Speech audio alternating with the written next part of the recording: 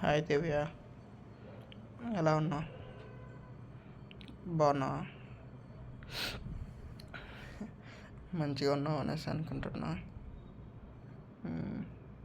Video పెట్టి కూడా చాలా రోజులు అవుతుంది. కావాలనే పెట్టలేదు ఇప్పటివరకు. అంటే ఎప్పుడు పెట్టాలనుకున్నా కళ్ళలో నుంచి బాధ వస్తుంది తప్పించి మాటలు రావట్లేదు. 3-4 సార్లు ట్రై చేశాను మాట్లాడడానికి, నా వల్ల అవ్వట్లేదు. ఎందుకంటే నేను చూడకూడదన్న ఫోటోని అది చూసిన అన్నమాట. అందుకే నేను అప్పటి నుంచి ఏం పెట్టలేకపోతున్నాను. ఇంకేంటి, చూడకూడదంటే అదే మీ పెళ్ళి ఫోటో చూసామాట. అది కూడా మీ హస్బెండ్ అకౌంట్లో, ఫేస్బుక్ అకౌంట్లోనే. ఇంకేంటి, నేను ఇంకా ఎప్పుడు పెట్టలేదు కదా నేను అనుకున్నా. సడన్గా ఫొటోస్ చూసినప్పటికీ షాక్ అయినా నేనే. అందులో నీ ఫోటో చూసి ఇంకా తట్టుకోలేకపోయా. దాని నుంచి తేరుకోవడానికి ఎన్నో రోజులు పడుతుంది. ఇంకా అలా గుర్తొస్తూనే ఉంటున్నావు. ఇంకా ఏదైతేనే ఏదో అలా అయిపోతుంది. ఇంకేంటి, నువ్వు కూడా ఇన్స్టాగ్రామ్ అకౌంట్ వాడుతున్నట్టున్నావు చూసిన.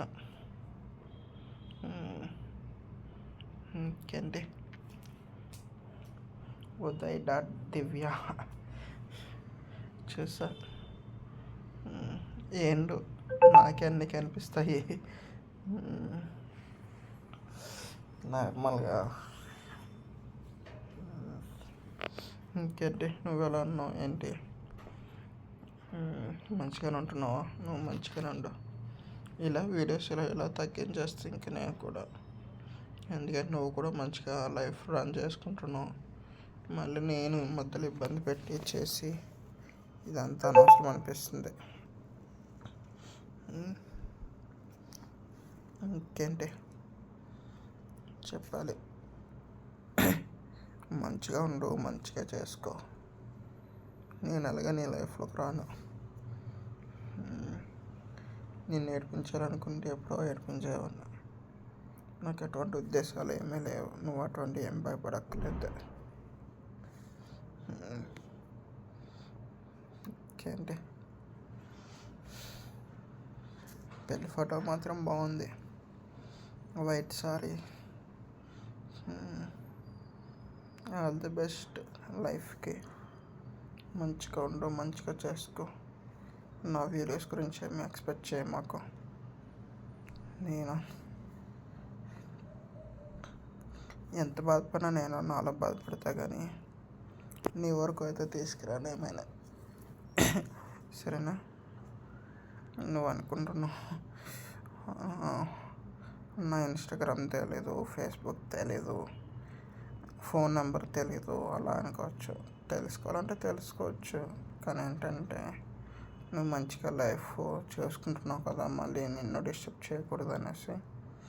ఆల్రెడీ నీకు పెళ్ళి అయిపోయింది, అందుకని అనేసి మంచిగా ఉండాలి కదా. సరే అయితే మంచిగా ఉండు, మంచిగా చేసుకో.